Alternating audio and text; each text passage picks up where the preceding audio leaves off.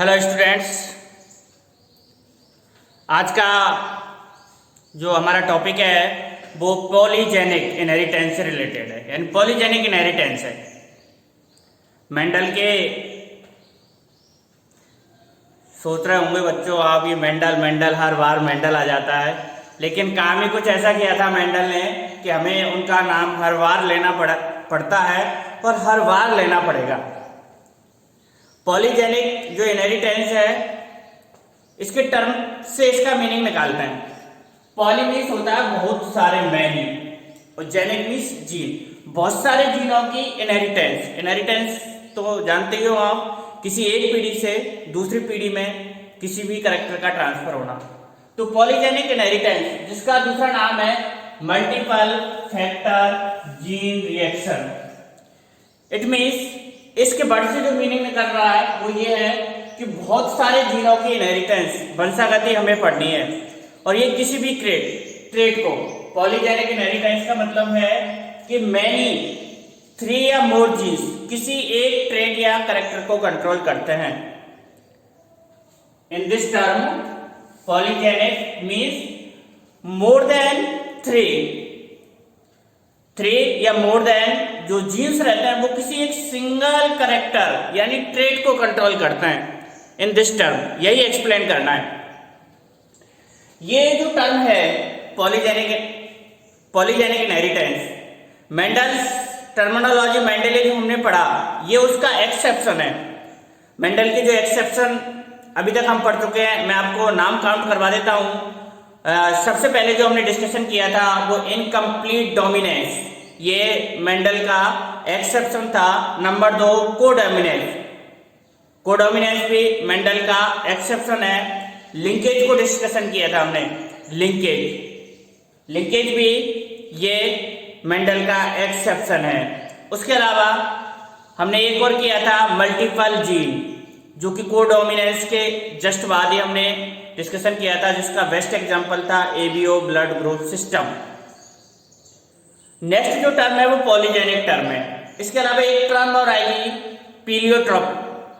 पीलियोट्रॉपी।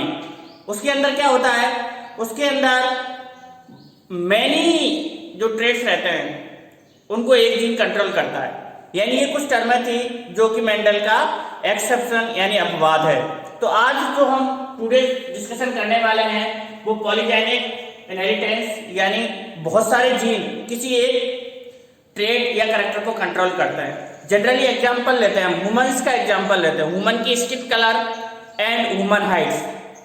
जो ऑब्जर्व आप लोगों ने ऑब्जर्व किया होगा, आप लोगों ने टाल मैन, जनरली टाल मैन देखे होंगे और डार्क मैन भी देखे होंगे। दोनों कैरेक्टर्स, दोनों ट्रेट्स को आपने ऑब्जर्व किया है, बट इन दोनों के अलावा आपने बहुत सारे ऐसे ट्रेट्स भी देखे होंगे कि उनकी जो हाइट है ना तो टाल है ना ही डार्क है, मिड हाइट के भी होंगे, एवरेज हाइट के भी होंगे। तो इसका मतलब क्या है कि कैरेक्टर एक है ह्यूमन की हाइट, और उसको कंट्रोल करने वाले यानी टाल भी है, डार्क भी है, एवरेज की भी बहुत सारे, मतलब ऐसा नहीं है एवरेज में भी कि एक फिक्स हाइट का कोई ह्यूमन मिल जाएगा, उसमें भी अलग अलग डिफरेंट हाइट्स के ह्यूमंस आपको देखने को मिलेंगे। तो इससे ये एक्सप्लेन हुआ, ये सिद्ध हुआ कि जो बहुत सारे जीन्स है वो मिलकर के ह्यूमन हाइट्स को कंट्रोल करते हैं, जिसके अंदर मेनी वेरिएशंस इन नेचर आप लोगों को देखने को मिल सकते हैं। आप अपनी क्लास के अंदर ऑब्जर्व कर सकते हैं, पूरी क्लास जब आप लोग असेंबली के अंदर अच्छे से ऑब्जर्व कर सकते हैं। सभी स्टूडेंट जब खड़े होते हैं तो आप लोग देखते हो कि आप हाइट के अकॉर्डिंग उनको सेटअप करते हो, एडजस्ट करते हो। तो किसी की हाइट कम रहती है, किसी की ज्यादा रहती है, मोर, यानी सबसे जो लॉन्ग हाइट वाला होता है उसको हम लाइन के लास्ट में लगवाते हैं। तो ये जो हाइट वाला कैरेक्टर है ये मैनी जीन्स के जरिए कंट्रोल होता है, यानी बहुत सारे जीन्स मिलकर के इस कैरेक्टर को कंट्रोल करते हैं। दूसरा बेस्ट एग्जांपल है ह्यूमन स्किन कलर। ह्यूमन की स्किन कलर भी आप लोगों ने देखी होगी, बहुत से डार्कनेस रहते हैं, बिल्कुल काले, ब्लैक, एंड और अंग्रेजों जैसे लाइट भी, व्हाइट भी रहते हैं। अंग्रेजों को देखा होगा आप लोग, बिल्कुल व्हाइट कलर के रहते हैं। लेकिन क्या ये दो ही कलर नेचर के अंदर पॉसिबल है? नहीं, इट इज नॉट। ये दोनों कलर नेचर के अंदर पॉसिबल नहीं है। इनके अलावा और बहुत सारे वुमेन्स के अंदर कलर प्रेजेंट रहते हैं। वुमन का जो स्किन कलर है उसको कंट्रोल करने वाले 3 जीन है, A, B, C। ये 3 जीन है जो woman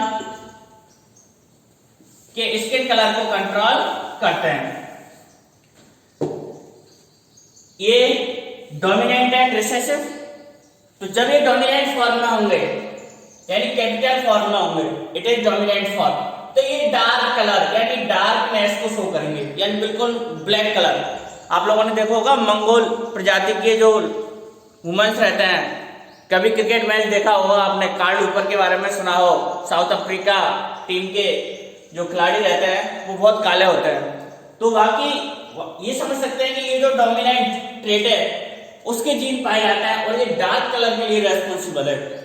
dominant genes of AA, C and B are responsible for darkness colour, यानी इसका मतलब वो वुमेन्स कैसे होंगे, बहुत ही ब्लैक होंगे।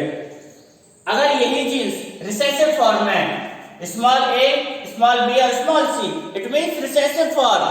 रिसेसिव फॉर्म में ये जो जीन्स है वो रेस्पॉन्सिबल होंगे लाइट कलर यानी लाइटनेस के लिए। इसका मतलब डार्क नहीं है, लाइट है वो। तो ये तो इसकी डोमिनेंट और रिसेसिव फॉर्म हो गई। बट इनका इंटरमीडिएट फॉर्म भी हो सकती है जिसको हम हेटेरोजाइगस कंडीशन कहते हैं। यानी होमोजाइगस कंडीशन में अगर वो डोमिनेंट फॉर्म में जीन्स है तो वो डार्कनेस को शो करेंगे, एंड अगर रिसेसिव फॉर्म में है तो वो लाइटनेस ट्रेट या कैरेक्टर को शो करेंगे। यही चीज इन हेटेरोजाइगस कंडीशन, ये जीन्स अगर हेटेरोजाइगस कंडीशंस में है तो ये इफेक्ट करेंगे इंटरमीडिएट स्किन कलर, यानी इन दोनों पेरेंट्स में से कोई सा भी नहीं, ना तो वो डार्कनेस को ना ही लाइटनेस को, यानी इनके मीडिएट स्किन कलर को शो करेंगे इसका इंटरमीडिएट स्किन कलर, यानी heterozygous form of these genes. ये स्किन कलर के जो जीन्स है अगर ये हेटेरोजाइगस कंडीशन के अंदर है तो ये इंटरमीडिएट स्किन कलर शो करेंगे। आप अपनी क्लास के अंदर इजीली ऑब्जर्व करके देख सकते हो कि सभी स्टूडेंट्स एक ही कलर के नहीं हो सकते हैं। तो ये जो एग्जांपल है बहुत ही बेस्ट एग्जांपल है पॉलीजेनिक इनहेरिटेंस का। इसकी डेफिनेशंस देखिएगा, वेरी ट्रेट या कैरेक्टर, दोनों वर्ड्सों में से कोई सा भी वर्ड्स इसमें ले सकते हैं। वेरी ट्रेट या कैरेक्टर इज कंट्रोल्ड बाय 3 या मोर जीन्स, यानी एक जो ट्रेट है कैरेक्टर है वो किससे कंट्रोल हो रहा है, 3 या मोर जीन्स से। यहां पर कितने जीन्स है, 3।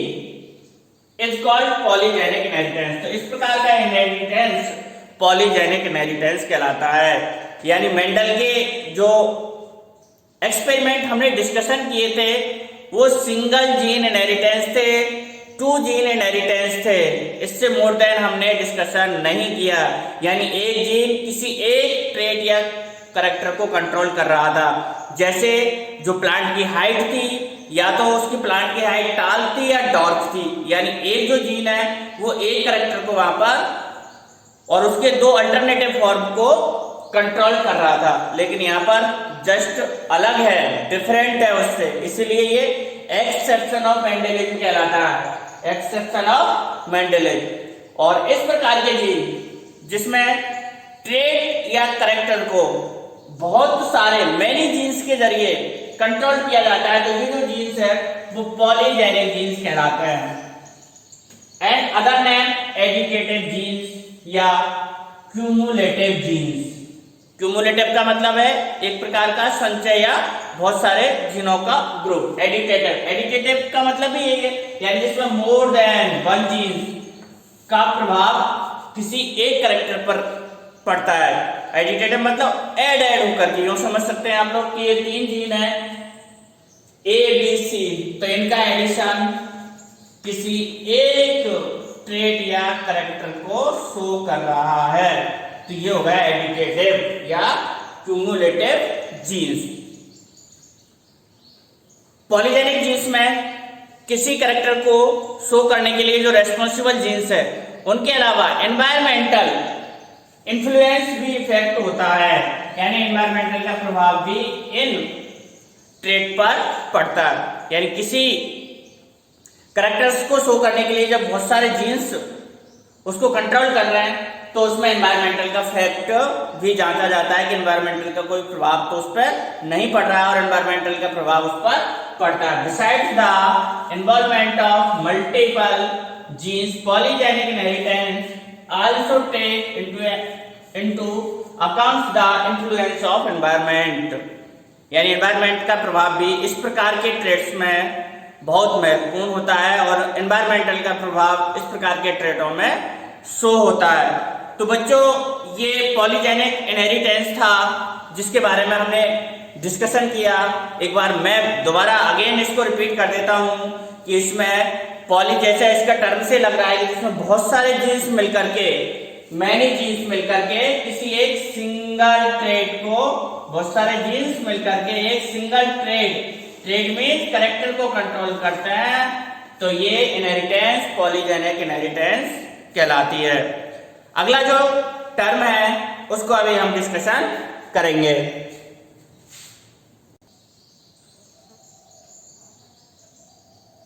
दूसरा एग्जाम्पल बच्चों, जो मेंडल का एक्सेप्शन है, अपवाद है, वो पीलियोट्रॉपी का है।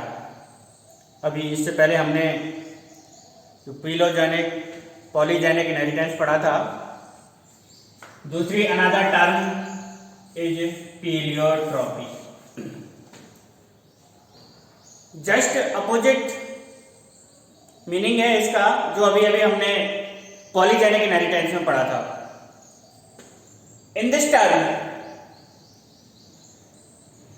when a single gene can exhibit multiple phenotypic expression, opposite हो गया ना, when a single gene, यानी इसके अंदर only involvement of A single gene, single gene का इन्वॉल्वमेंट है जो कि एग्जिबिट कर रहा है, एक्सप्रेशन कर रहा है मल्टीपल फिनोटाइपिक एक्सप्रेशन। इसका मतलब more than character. Just opposite हो गया ना पॉलीजेनिक इनहेरिटेंस का।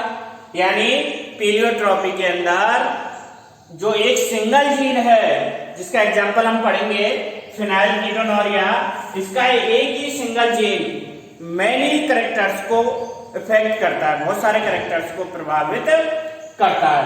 तो ये है पीलियोट्रॉपी।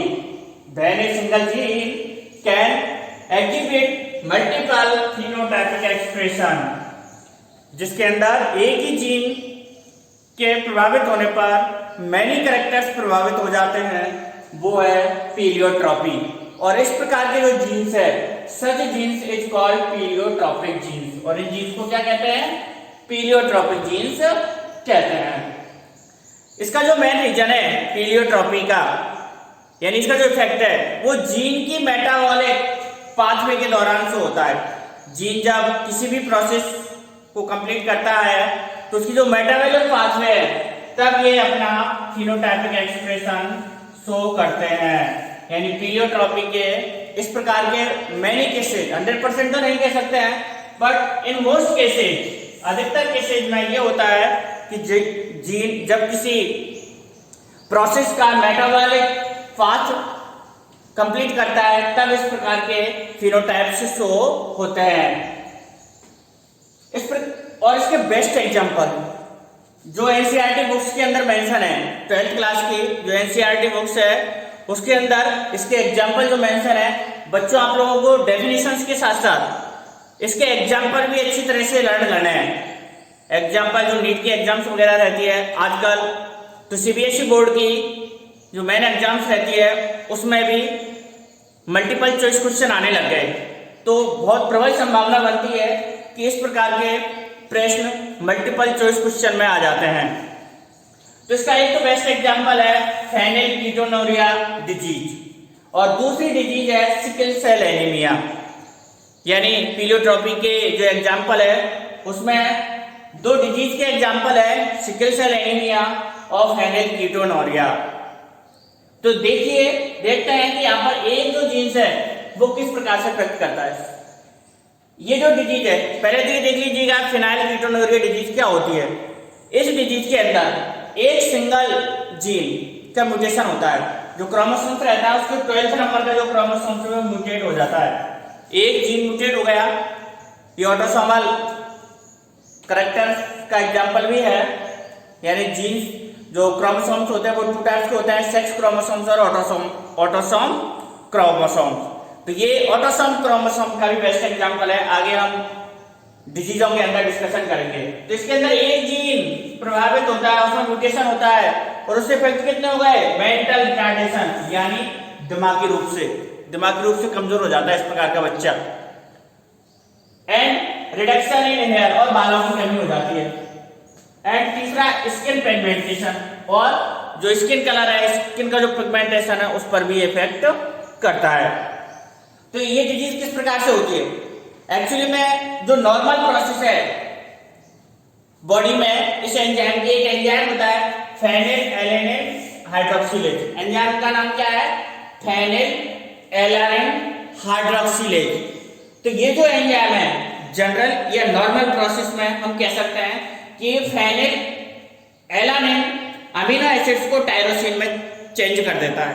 और ये नॉर्मल प्रोसेस है मेटाबॉलिज्म की जो चलती रहती है, जिसमें किसी भी प्रकार की डिजीज के कोई सिम्टम्स शो नहीं होता है। एक बार फिर रिपीट कर देता हूं कि फेनिलएलैनिन अमीनो एसिड्स ये एंजाइम है, ये फेनिलएलैनिन हाइड्रोक्सिलेज एंजाइम की उपस्थिति में टायरोसिन अमीनो एसिड्स में चेंज हो जाता है और ये नॉर्मल मेटाबॉलिक प्रोसेस में एंटर कर जाता है और किसी प्रकार के कोई डिजीज के सिम्टम्स शो नहीं होते।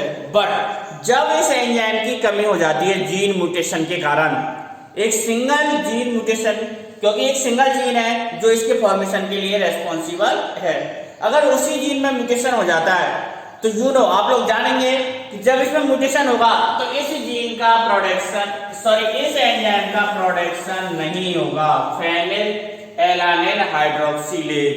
और जब इस एंजाइम का प्रोडक्शन नहीं होगा तो जो फेनिलएलैनिन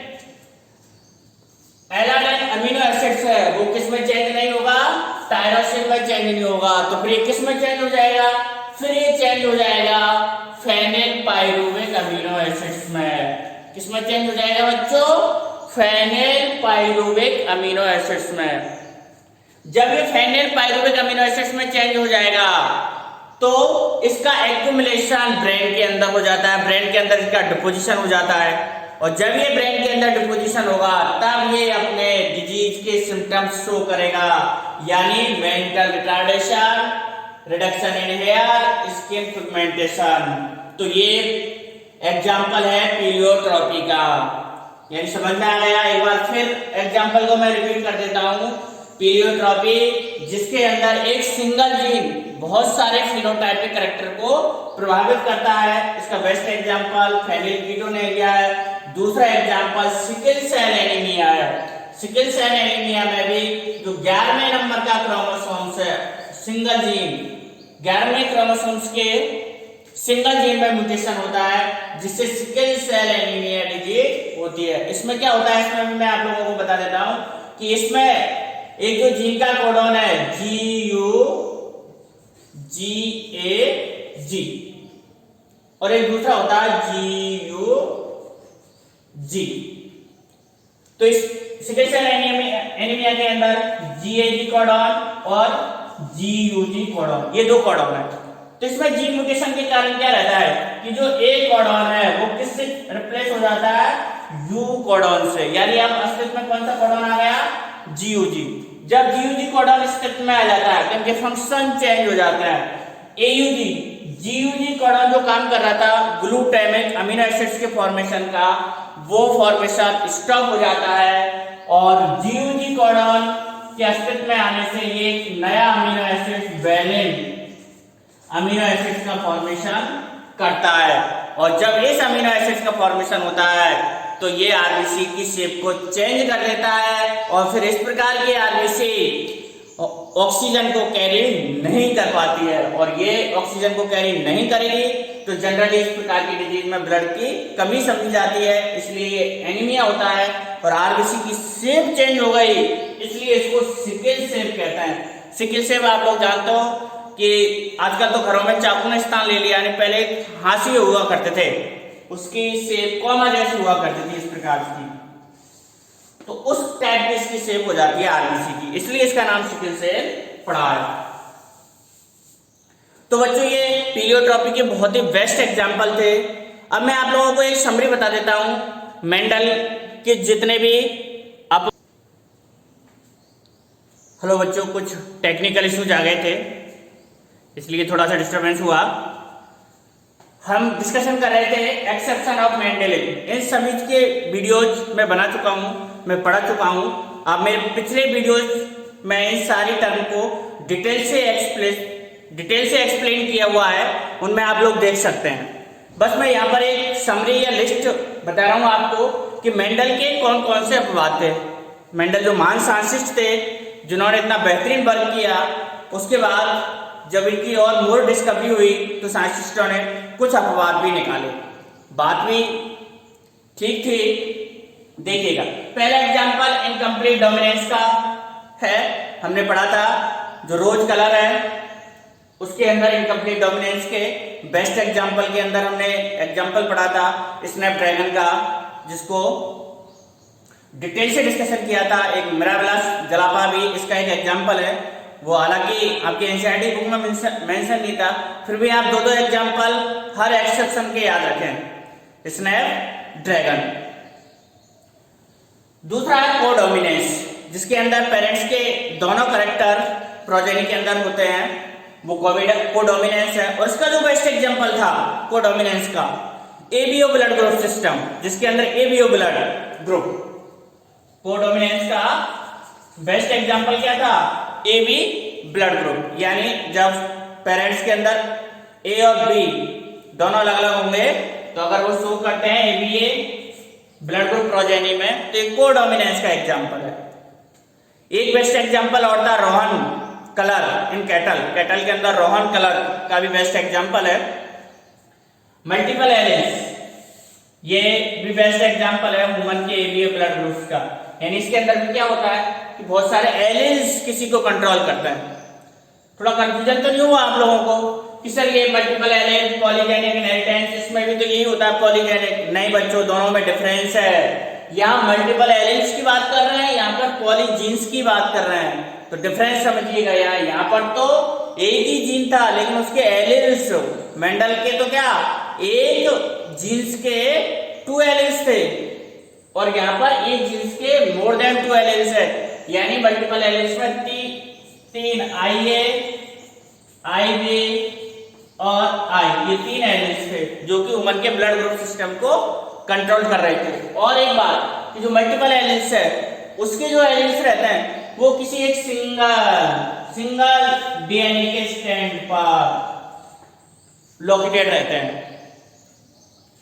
पॉलीजेनिक, ये भी मेंडल का एक्सेप्शन है, पॉलीजेनिक इनहेरिटेंस, जिसके अंदर हमने एग्जांपल पढ़ा था ह्यूमन की हाइट्स का, ह्यूमन की कलर का, ह्यूमन की बॉडी शेप का। ये सारे एग्जांपल पॉलीजेनिक इनहेरिटेंस के। यानी ह्यूमन हाइट ले लीजिएगा, ह्यूमन कलर लीजिए, कलर का, आई कलर का, हेयर कलर का, ये सारे पॉलीजेनिक, यानी इसके अंदर many genes controls a single character. ये है पॉलीजेनिक इनहेरिटेंस। नेक्स्ट जो टर्म थी वो थी पीलियोट्रॉपी, यानी इसके अंदर क्या था? एक सिंगल जीन म्यूटेशन। ज्यादातर इसके एग्जांपल डिजीज थे, जिसको अभी हमने डिस्कशन किया है, फिनाइलकीटोनुरिया और सिकल सेल एनीमिया, इसके बेस्ट एग्जांपल थे। तो ये स्टूडेंट्स, ये सभी एग्जांपल मेंडल के एक्सेप्शन के थे। फिर भी हम ये नहीं कह सकते कि मेंडल का किया हुआ वर्क ठीक नहीं था या फिर उन्होंने कोई वर्क नहीं किया था। मेंडल का बहुत महान वर्क था। मेंडल ने इनहेरिटेंस में जो योगदान दिया उसको प्रेजेंट, फ्यूचर और पास्ट कोई भी नहीं बुला सकता है। तो इस क्लासेस के अंदर हमने 3 टॉपिक्स पर डिस्कशन किया था: पॉलीजेनिक इनहेरिटेंस, अनादर पीलियोट्रॉपी, और एक समरी देखी थी कि जितने भी मेंडल के एक्सेप्शन हैं। बच्चों, वीडियो को लाइक, सब्सक्राइब किया करो, और इससे रिलेटेड कोई क्वेश्चन है आप डायरेक्ट कमेंट्स में लिख दिया करो। जब भी मैं कमेंट्स देखूंगा तो मैं आप लोगों को रिप्लाई जरूर करूंगा। इसके अलावा मैं डिस्क्रिप्शन में कुछ लिंक भी डाल देता हूं। ऑनलाइन टेस्ट वगैरह होते हैं, सभी वीडियोज के अंदर तो आपको लिंक नहीं मिलेंगे, लेकिन कुछ वीडियोज के अंदर लिंक डालता हूं मैं ऑनलाइन टेस्ट वगैरह के। और इसकी पीडीएफ भी मैं पीडीएफ की लिंक भी मैं डाल दूंगा, जिसको आप डायरेक्ट प्रिंट भी ले सकते हो। एक बार अगेन वीडियो को लाइक एंड सब्सक्राइब जरूर करें। धन्यवाद सभी का वीडियो देखने के लिए।